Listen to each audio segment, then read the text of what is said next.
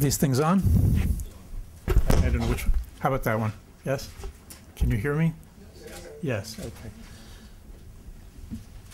Okay, so to go back to David's definitions from yesterday, psycho-ontology is the study of the basic features of reality in light of what we know about the nature of the human mind, but it can also move in the opposite direction.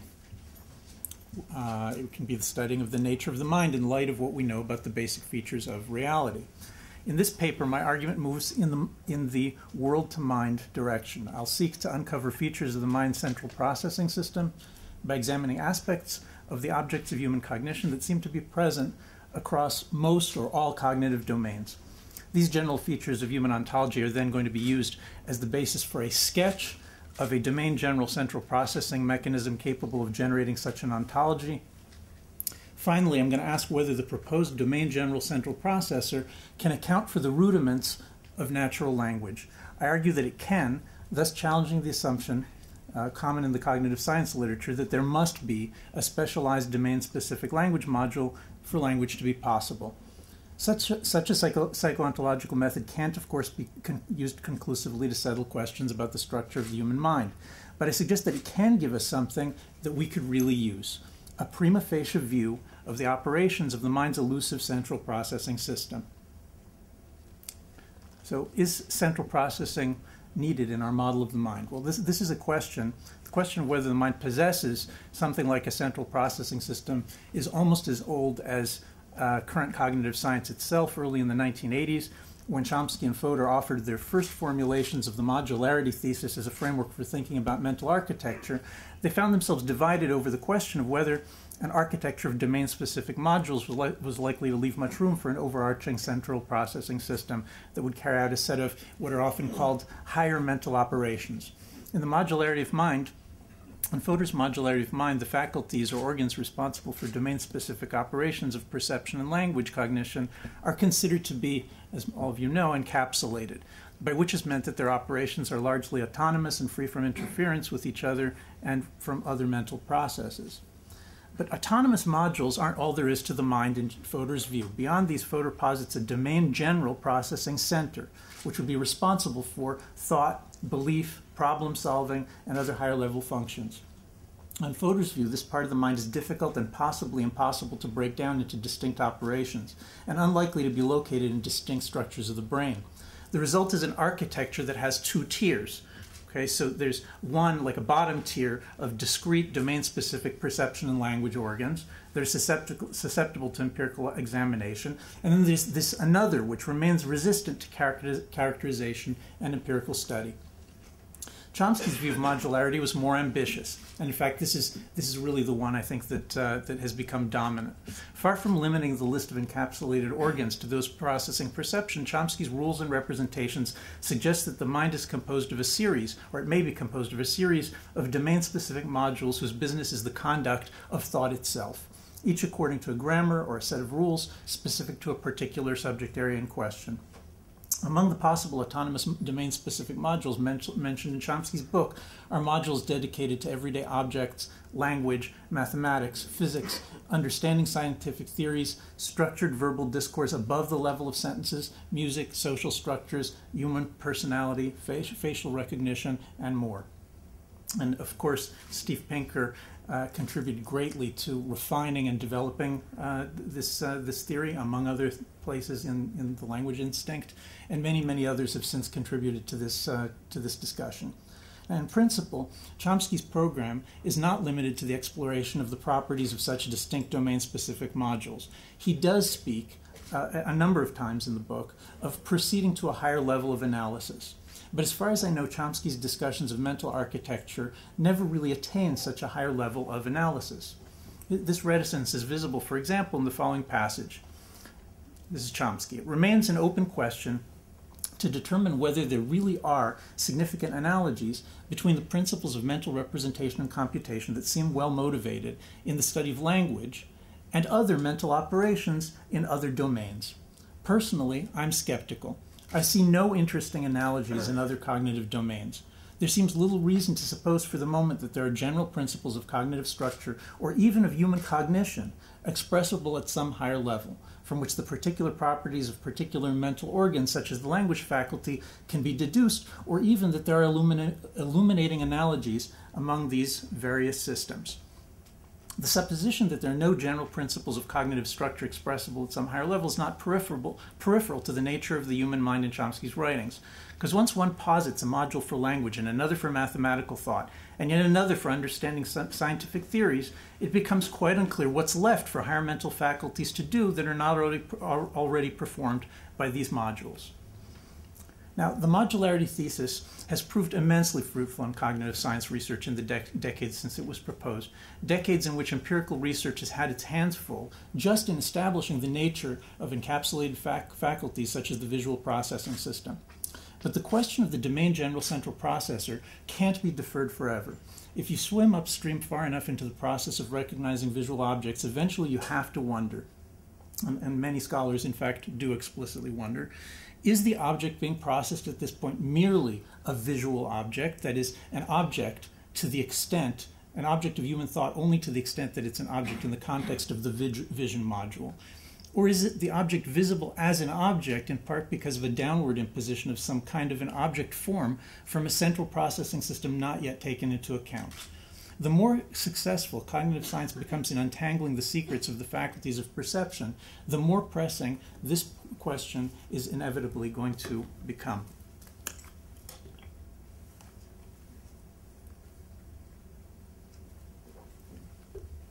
Okay, so Chomsky appears, as we've seen, as a skeptic with regard to the existence of general principles of human cognition at some higher level. But he's clearer than Fodor on what such principles would have to be like if they did exist.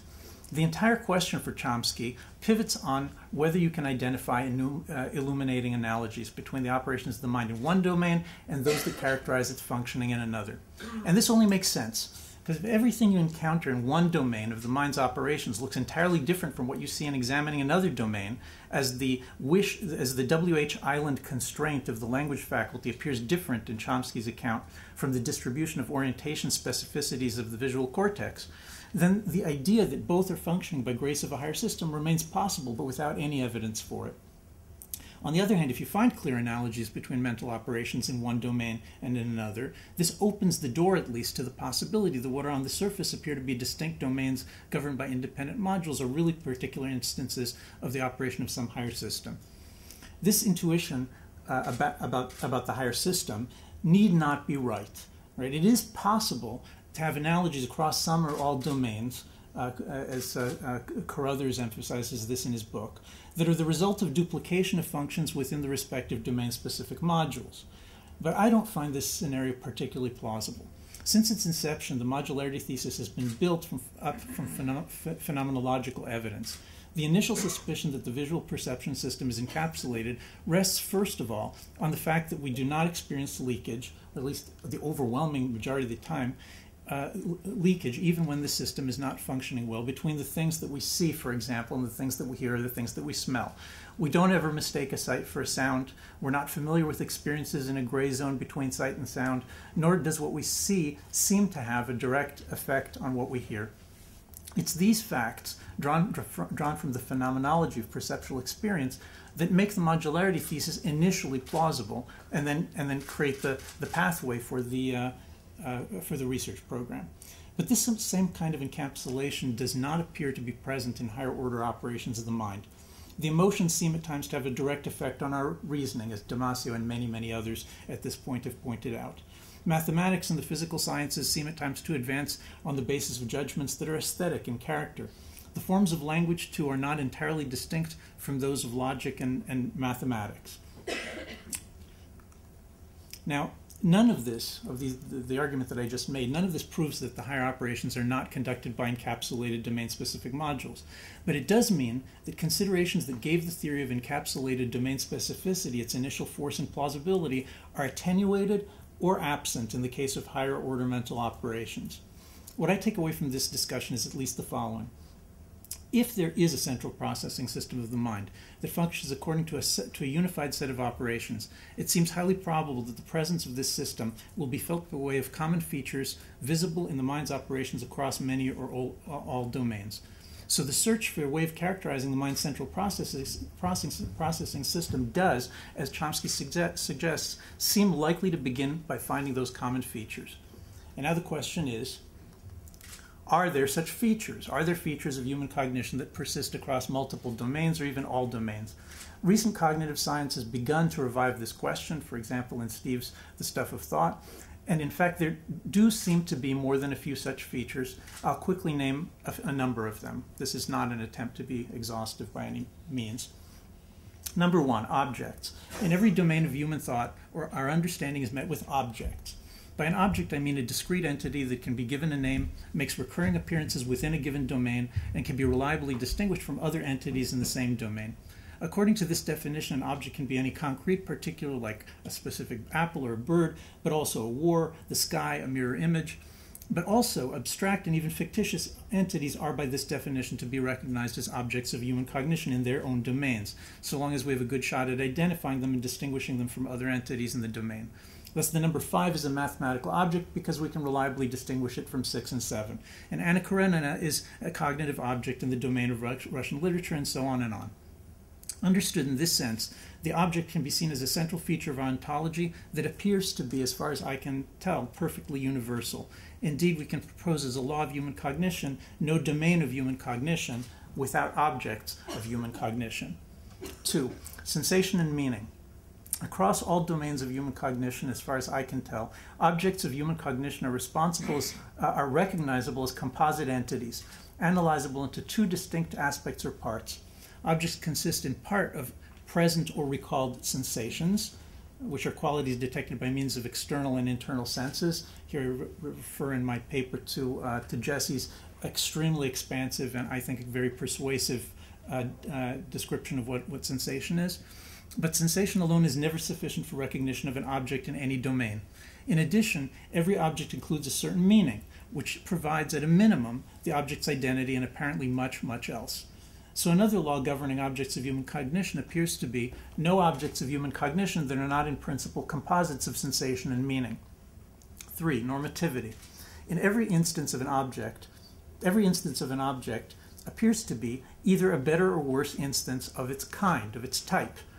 We can say whether something is a good example of a bottle or a table, and award prizes for best horse, best wine, best musical or athletic performance. We can tell a word that is better pronounced and a sentence that is better formed. We can distinguish a better example of a triangle or a better example of a group of 5 objects. No objects, and therefore apparently a rule, no objects of human cognition that are not intrinsically normative in character. 4. Motives for action. Judgment of an object results not only in an abstract rating of its degree of goodness, its better or worse, but also in a kind of criticism of the object, which is directed in the first instance at those aspects that are most discrepant with respect to some kind of standard or prototype in question. Don't lean too heavily on this word on this word prototype. I'll mess with it a little bit later, but just some kind of a general standard or prototype. The discrepancy argument is made, I think, persuasively by Kagan in his book. There's also an earlier discussion by Max Wertheimer in the 1940s. And according to this, areas of discrepancy constitute reasons for judging the object to be problematic. Right? Throughout the object, there are areas that are more and less discrepant, and they draw our attention.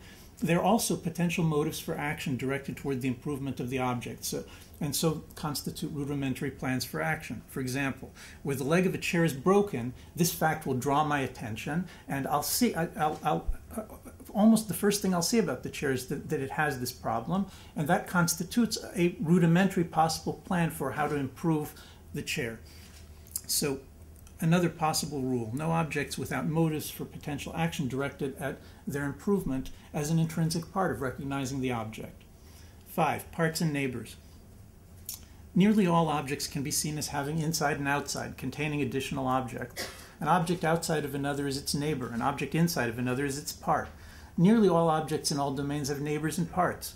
Even if you take something like music, which initially appears to be inherently non-spatial, it gives birth to theory and notation in which musical tones are understood to have neighbors and parts.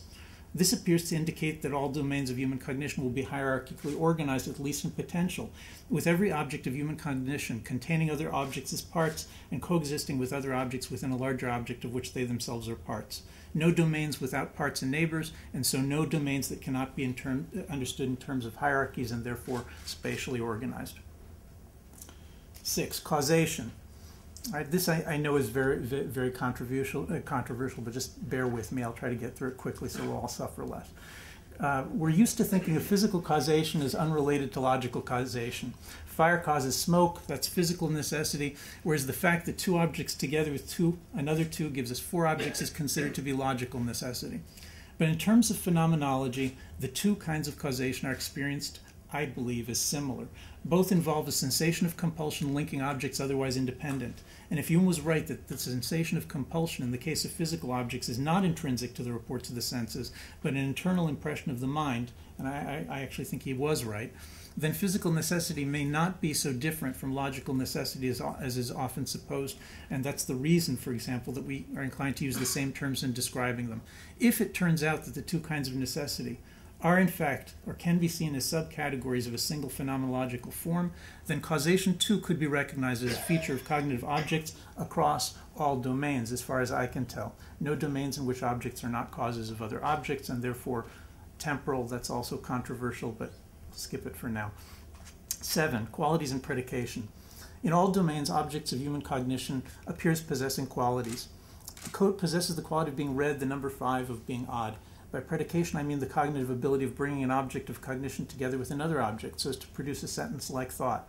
This susceptibility of objects to being predicated appears to be universal. No objects that cannot be predicated by qualities describing them. And finally, for today anyway, 8. Representation. Objects of human cognition across all domains appear to be susceptible to being represented. By representation, I mean the intentional use of a scheme of sensations in a given domain to invoke a meaning or concept familiar from another domain. As we heard in earlier papers, this is very often related to isomorphism, but sometimes it's not, right? Symbolic representation has nothing to do with isomorphism. The word sun, the shape of the word sun or the sound of the word sun bear no resemblance to the form of the actual sun. And so that's an issue that we have to deal with. But in any case, for the purposes of this part of the paper, no domain whose objects cannot be represented in other domains.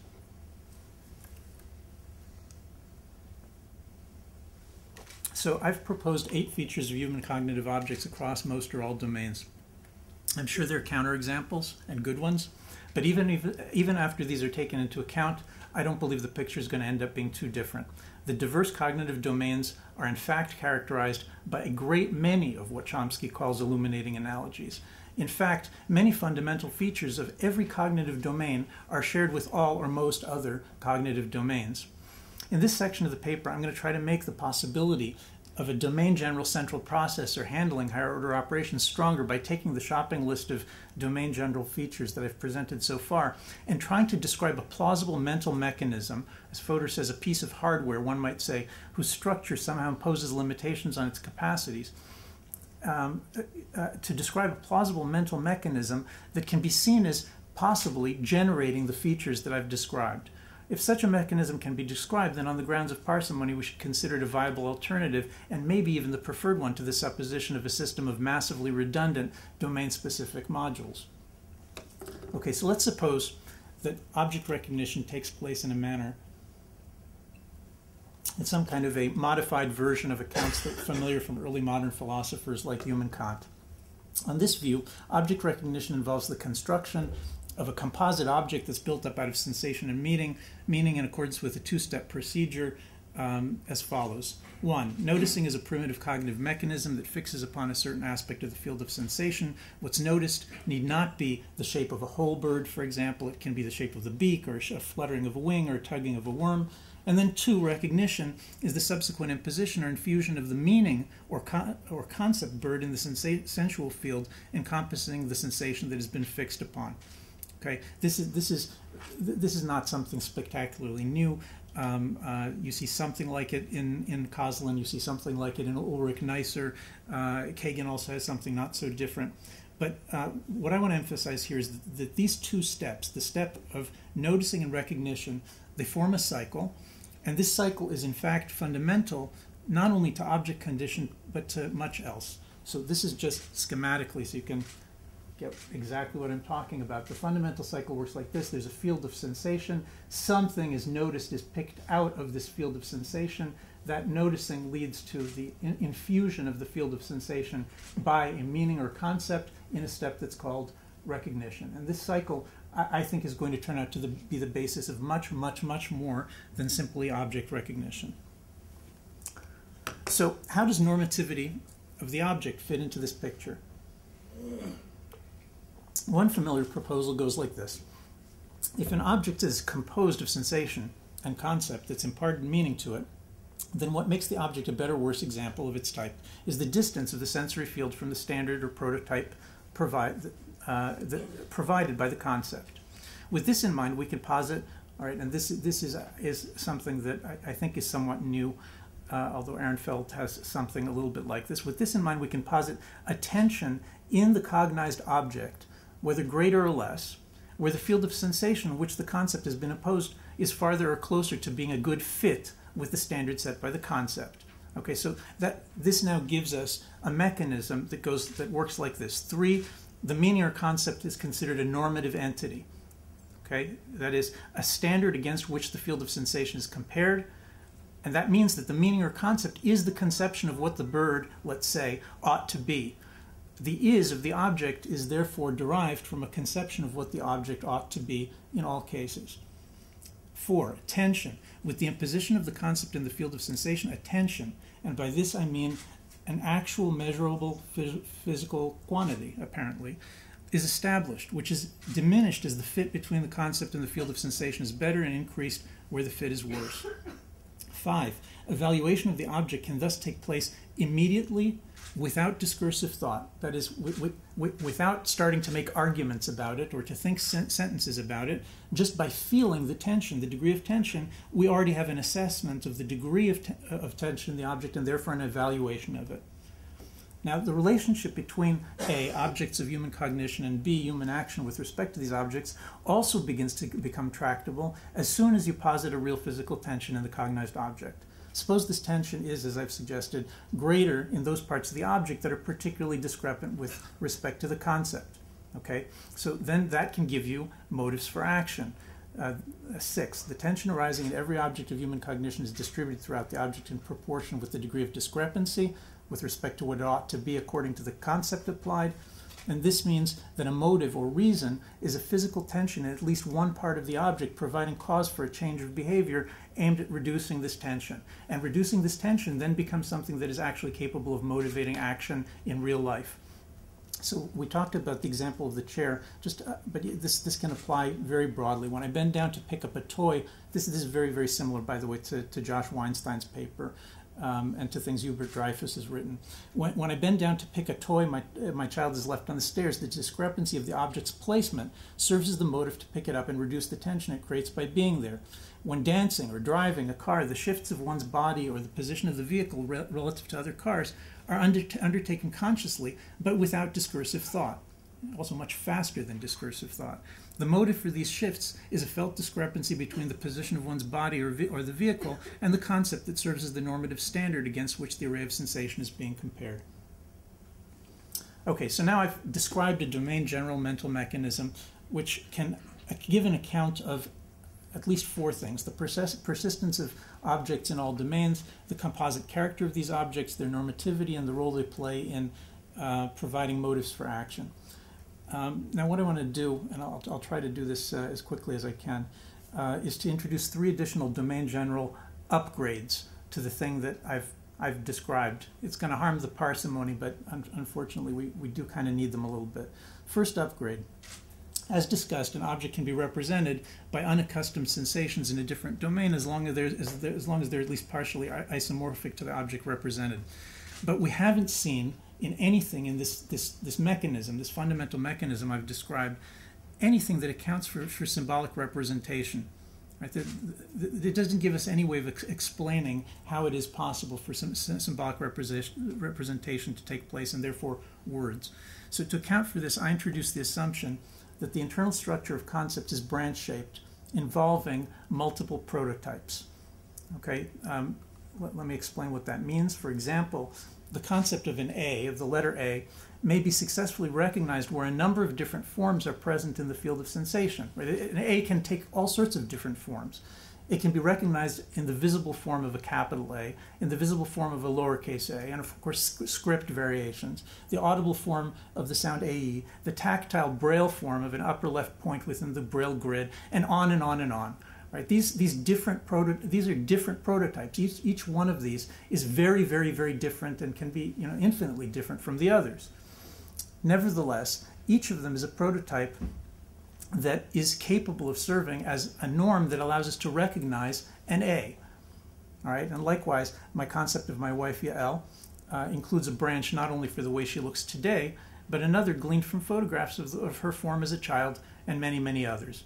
All right, so this actually begins to sound an awful lot like Jesse's proxy type theory to me. I don't know if Jesse will agree to that, but maybe we'll find out later. So why am I going into this, into this entire question of internal structure of concepts? All right, for the following reason. Because I believe that the assumption that concepts are internally branch-shaped is by itself sufficient to account for symbolic representation across all domains.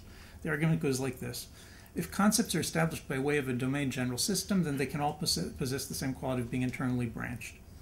And if this is right, there's no reason to suppose that the number of such branches is limited, and the path is open for an endless number of cues and hints or symbols that can be recognized as an object that is a bird or the sun under one or another circumstance or in one or another domain.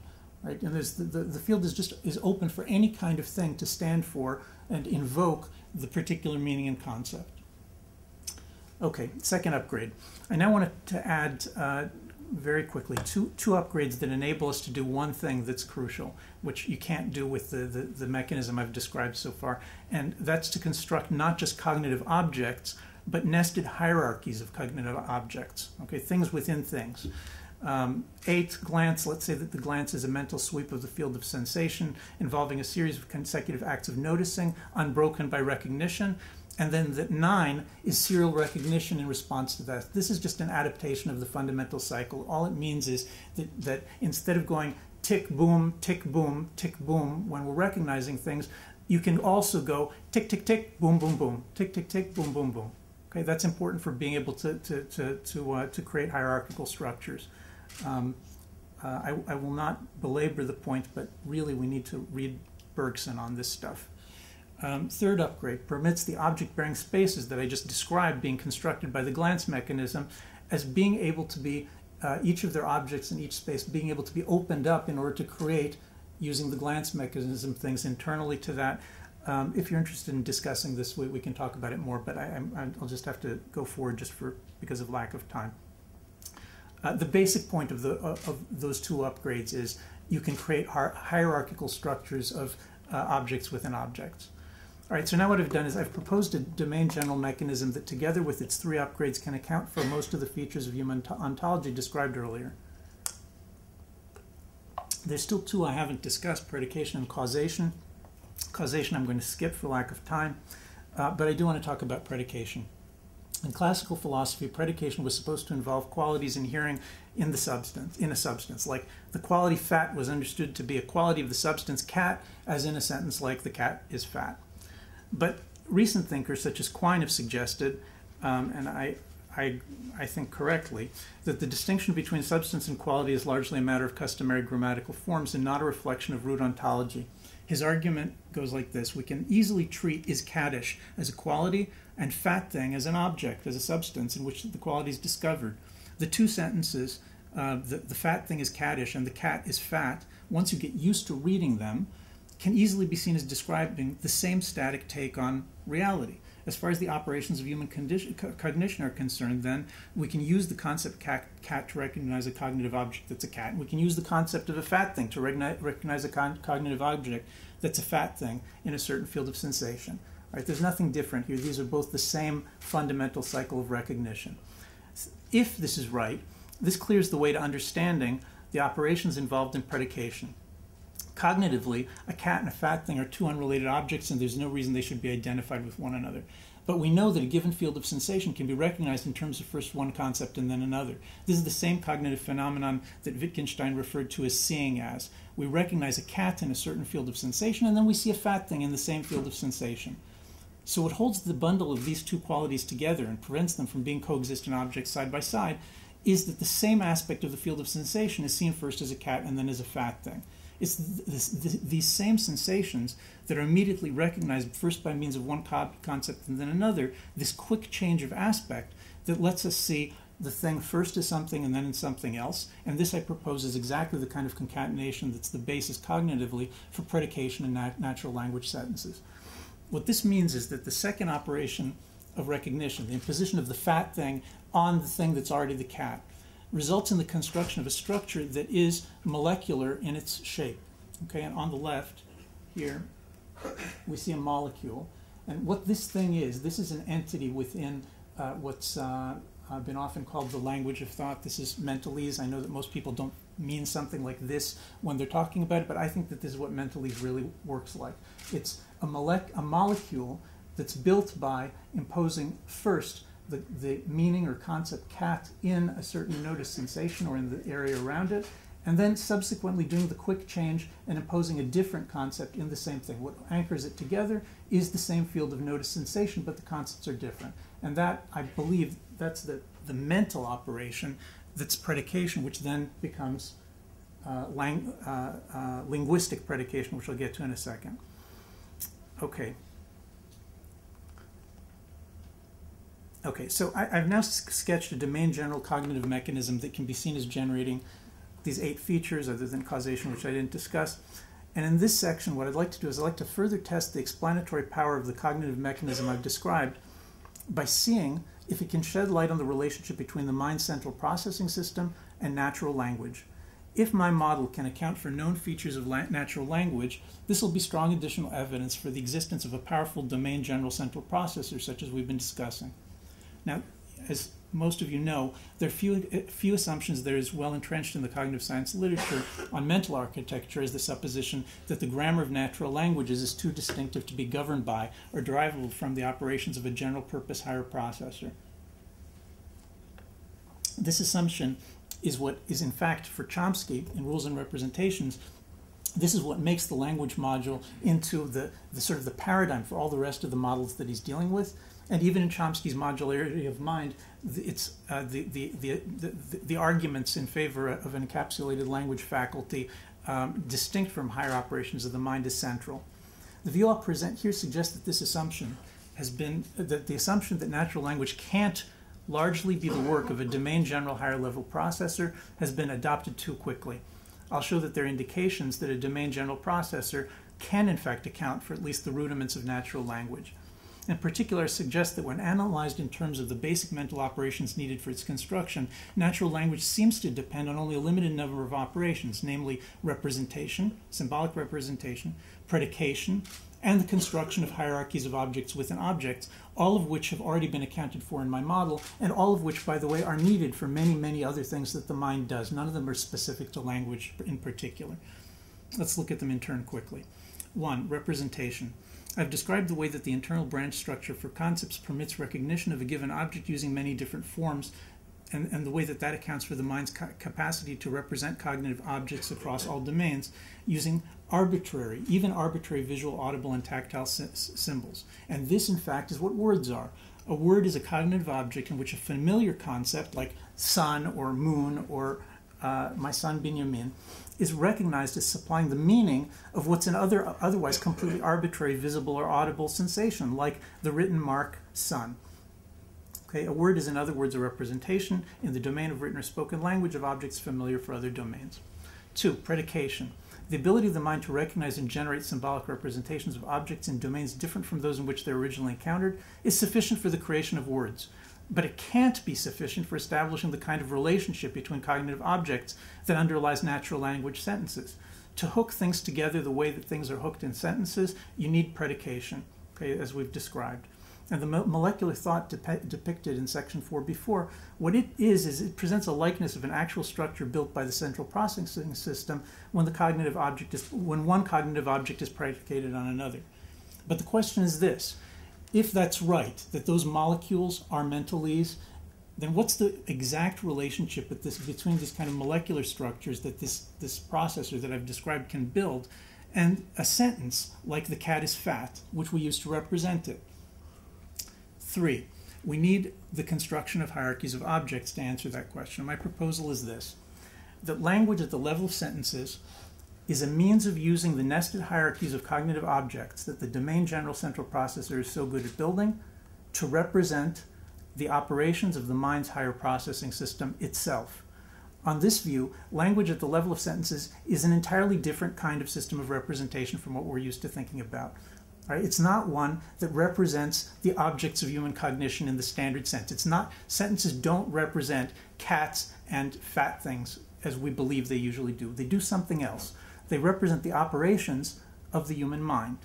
Consider, if I have a reasonably accurate representation of the sequence of operations of my friend's higher order processor that's just been carried out, I can use this representation to reconstruct this same sequence of operations in my own mind, and therefore to know with a high degree of precision just what he or she is thinking. And that, I suggest, is just what natural language does. It permits us to know, or to try to know, with a high degree of precision what someone else is thinking by representing to us the exact progression of their thoughts. So how does this work? Well, first of all, recall that hierarchy building, the way that I've described it, allows us to create cognitive objects that have other objects interior to them as parts and co-present with them in the same space as neighbors. Okay, so this is something that is familiar to us. We've all studied this since we were children. We can take the cognitive object that's the sentence, "the cat is fat," and we can understand it as a nested hierarchy of cognitive objects, right? So we see that it has two parts. Right? One object is this object, the cat, the subject. The other is this object, the cat. We were taught as children to call that a predicate. Okay, right? And so you can. That's the beginning of the nesting. Now let's look more closely at this left cognitive object, the cat. Let's look more closely at it and ask, what does the expression, the cat, right? Maybe it's made up of a nested hierarchy of cognitive objects. Is that possible? Well, we know that the construction of a cognitive object involves I'm back to any cognitive object, involves the mental operation of imposing a concept or meaning in the field encompassing a noticed sensation. So let's suppose that something like the following is true: that the expression "the cat" is a model. Right? So it's itself a representation. It models the two-step cycling of noticing, of recognition itself. Here the word "the" represents the noticing of a certain sensation, and the word "cat" represents the meaning or concept that's then used in constructing it. Right? Then these two objects can be combined in the following way. Rather than being co-present in a single object, the object "the," right, the cognitive object "the," is understood as being interior to the cognitive object "cat," just as the noticed sensation is interior to the area in which the concept is imposed. Right? Now, there's actually an isomorphism, a analogy between the operation of the mind and the structure in language. By way of this analogy, the nested structure of the words "the cat" serves as a representation of the actual thought process in which the concept of a cat is imposed in noticed sensation to construct the finished cognitive object that is the cat. And then you can do the same thing with the second half. The word "fat" here represents the concept of fat thing. The word "is," on the other hand, will represent not a new bit of sensation, as it would if it were the cat, the fat, but rather what "is" means is it represents the imposition of a second concept in the same part of the field of sensation which the first was imposed. So if we wanted a linear analysis of the internal structure of a sentence, which is what we're used to doing in linguistics, even with the tree structures, then it'll look something like this. But the point is this: a linear analysis is exactly not what our central processing system does with a sentence. Instead, it understands the sentence as consisting of instructions for the construction of 2- or 3-dimensional molecular structure. The expression the cat is taken as an instruction to the reader to represent the mental operation of constructing the cognitive object that's a cat, and the expression is fat is taken as an instruction to the reader to nail this second thing onto the first in that molecular shape in order to create something that's a molecular shape that represents the seeing as, right? Seeing first as a cat and then seeing as a fat thing. So what I'm suggesting is that the language of thought mentally consists of these molecule-shaped thoughts constructed out of two things, notice, sensation, and concepts, and these structures are what natural language strives to represent. I don't have time to go much further into this. I just want to give you one larger example so that you can get the feel of what these things work like. What we see here, this is a molecular mentalese structure that I propose is what's underlying, what's represented by the sentence, the happy shouting boy wildly rocks the small wooden boat. Okay, and you can see how it works. The happy shouting boy wildly rocks the small wooden boat. And if you want to use your glance mechanism, you can create spaces where things coexist side by side next to one another. The happy shouting boy next to the old man. And then you can put the two things together and put them all inside the cognitive object that represents rain. And then it is the happy shouting boy next to the old man while he rocks the small wooden boat in the rain. The happy shouting boy next to the old man while he rocks the small wooden boat in the rain.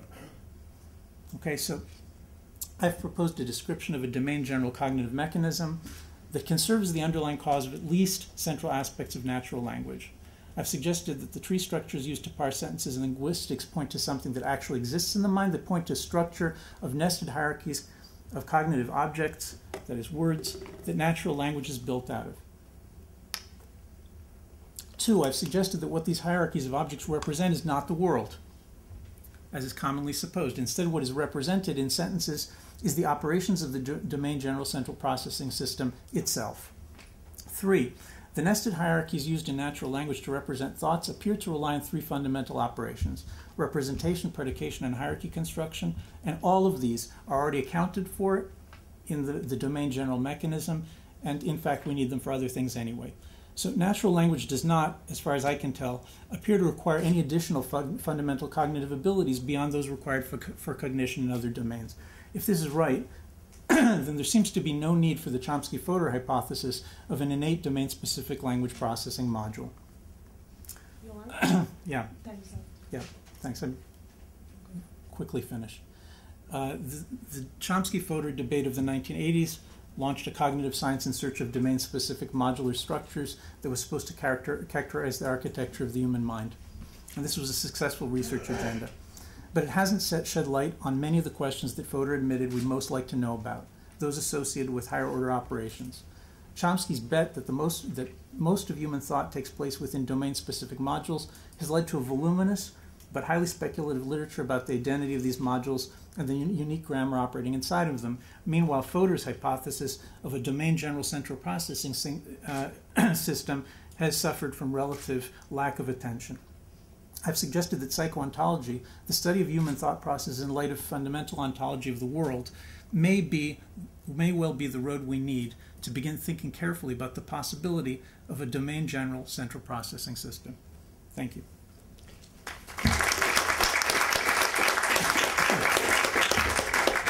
Thank you, Yoram. Questions? Yes, please. Is it okay if I not use the mic? You have to use it. We should when he went the recording. Okay. Ben Young from CUNY, the Graduate Center. So just a quick question. With number 5, when you were talking about the different modalities in terms of the different senses, I was just wondering, your examples seem to focus on vision and audition to some extent. Do you have any reason for thinking it's going to work as a hierarchical structure outside of vision and maybe audition to some extent? Yeah, I mean, I haven't been able to, I myself haven't been able to identify any distinction in terms of the way that that cognition and thought deal with imposing meaning on sensation that distinguishes between visual, auditory, the rest of the canonical senses, and all sorts of other things that that Jesse mentions in his book as senses. In other words, there are also sensations that are emotional sensations. There are sensations of the spirit, sensations that have to do with anger and pride and feeling of lack of control. There's proprioception. Look, it's possible. I think it's possible for somebody to get a certain kind of a gurgling sensation in their stomach, and to apply a concept of, oh, that's the chocolate that I ate, and the gurgling sensation it's the object chocolate. So as far as I can tell, sensation is one thing, and here I'm including recalled sensation, which could also be controversial, and imposition of meaning is something else. So if I can just follow up, if there turned out to be some sort of mental states that didn't follow these hierarchical concatenation structures that you posit, would that be problematic for your view, or would you then posit some sort of domain-specific modules for those? Well, first of all, the hierarchical constructions do not characterize all mental states.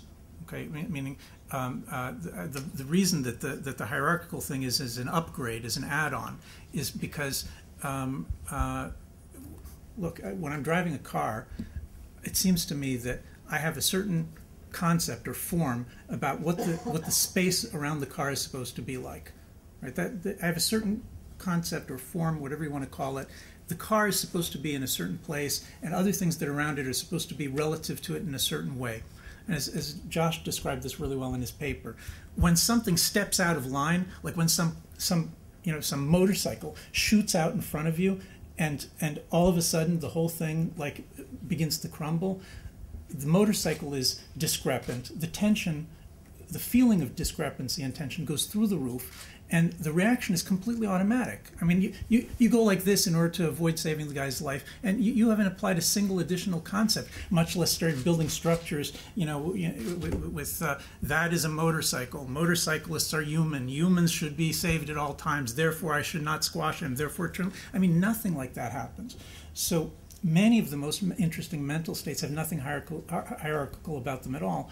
And just as a first guess, I really don't know. I know very little about animal psychology, but just as a first guess, it looks like the animals with which I'm familiar with do most of the things that we do. They have most of the same mental states. It's these hierarchical, complicated hierarchical constructions that they seem not to be able to do, but everything else they can, or a lot of the rest they can. Yes, please. Steven.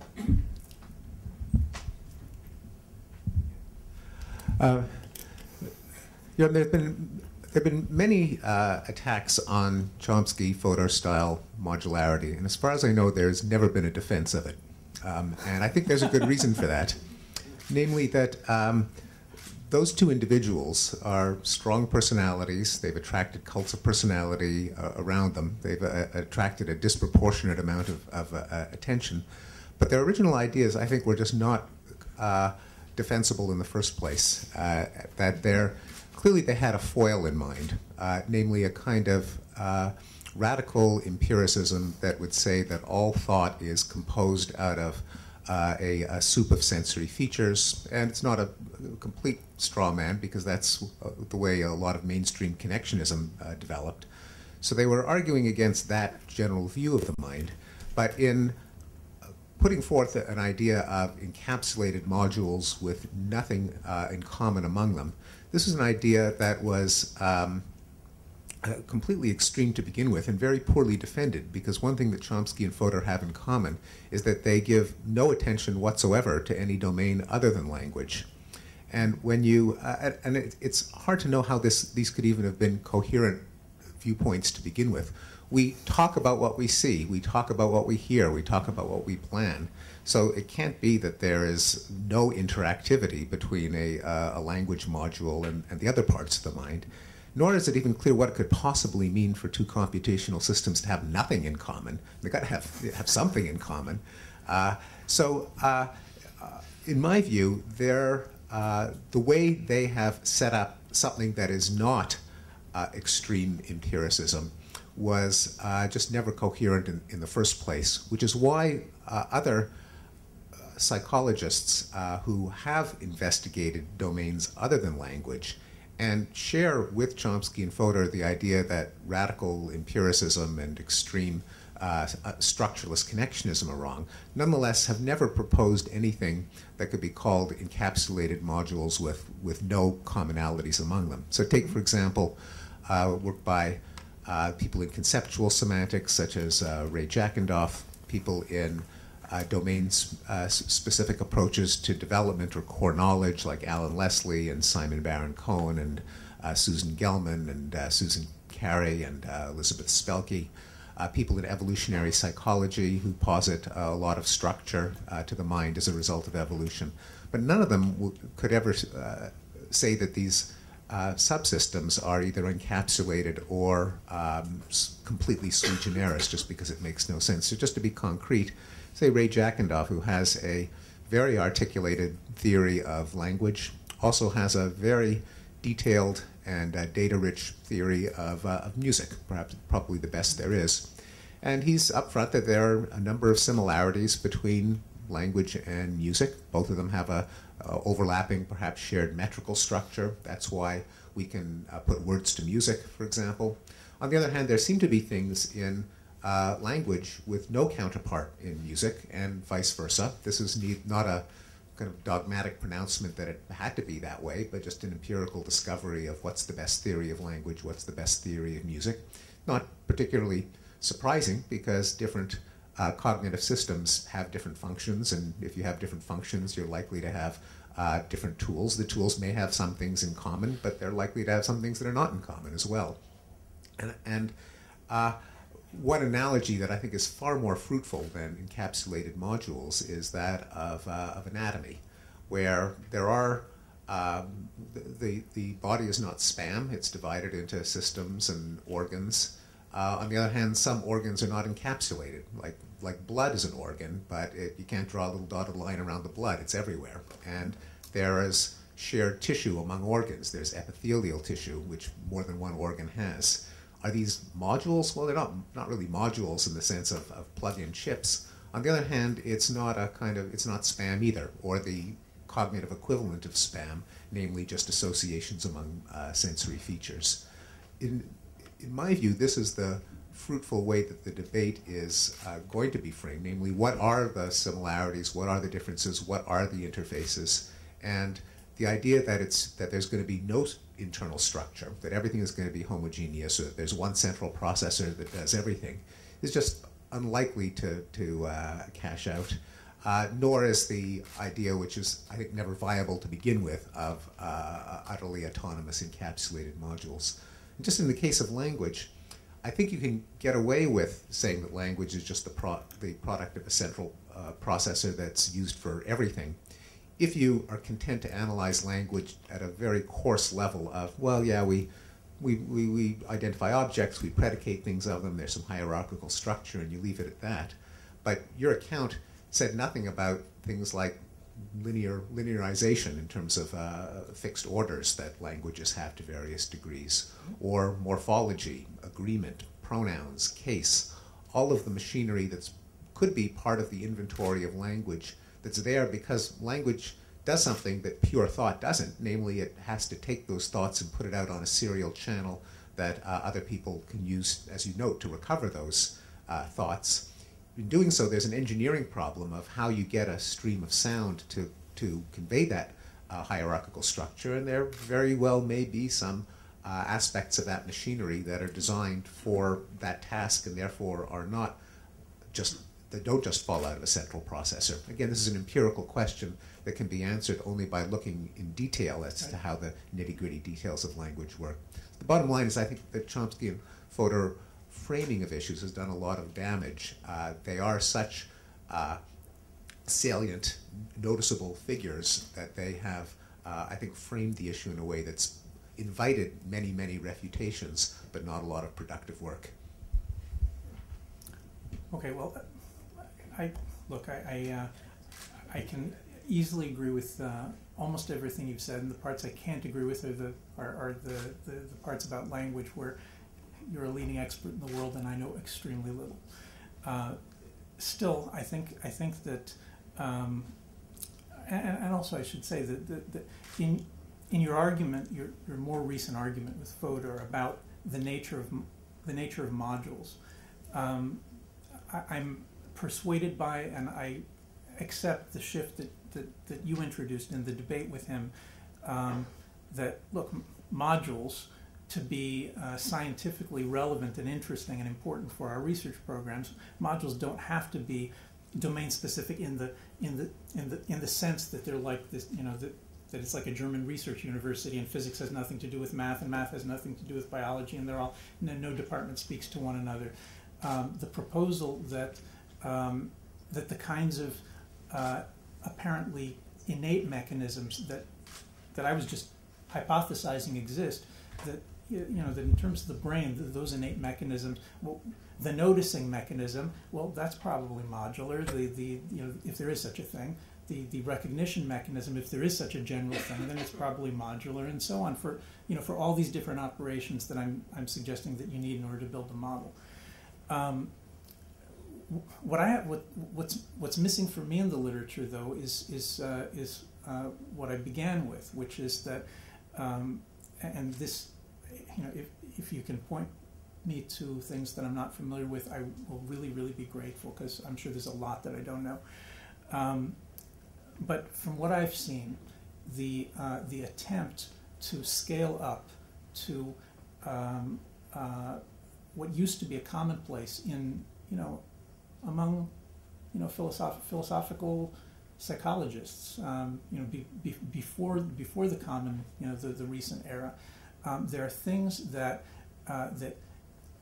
even things that we think are primitive, like the medieval theory of cognition, or Hume's theory of cognition, or Kant, if you interpret him as a cognitive thinker, Kant's theory of cognition.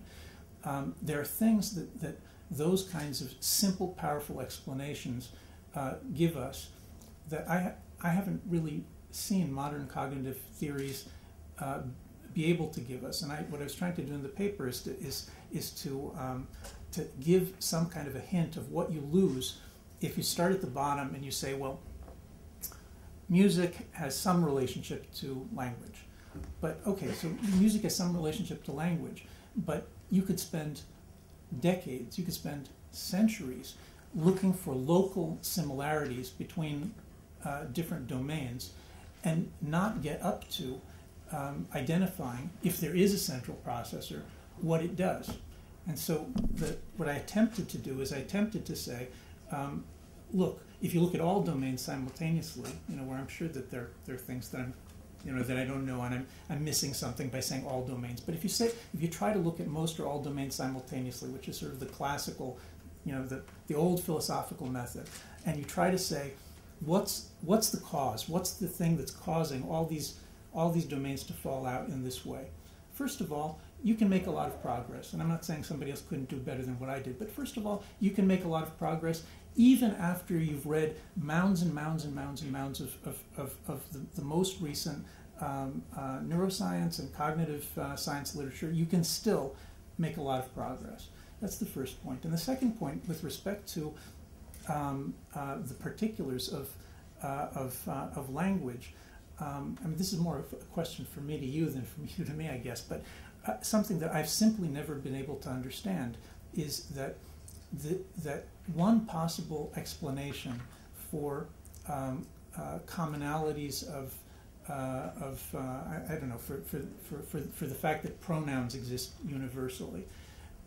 One possible explanation is that it's like bows and arrows or basket weaving, that if you have these molecular thoughts, and that's what mentalese is, and you need to try to generate a way of representing them symbolically. First of all, it may be that simultaneously in different parts of the world people hit on the same thing. And secondly, it may also be that everything's descended from one language, and that what's happening is that we're teaching our children. Chomsky uses the example of, is learning to speak like learning to ride a bicycle? In other words, it's not programmed from the savannah. It's something that we use existing things in order to be able to teach ourselves to do this new technique. And so question. Maybe many of the, and I'm sure you've heard this, for 30 years. It's not a new question to you. But still, maybe many of the particulars of why do we have pronouns and how, what kind of techniques do we use to turn a three-dimensional molecular thought structure into a linear sentence structure. Maybe those techniques are techniques, and they're not hardwired. I don't think we're going to be able to answer that question without knowing, is there a central processor, and what are its basic features? If we knew the answers to those, then from that direction we could start working, downwards towards the work that you've been doing, and then mediate between them. Well, I'm afraid we are out of time, so thank you, Yoram.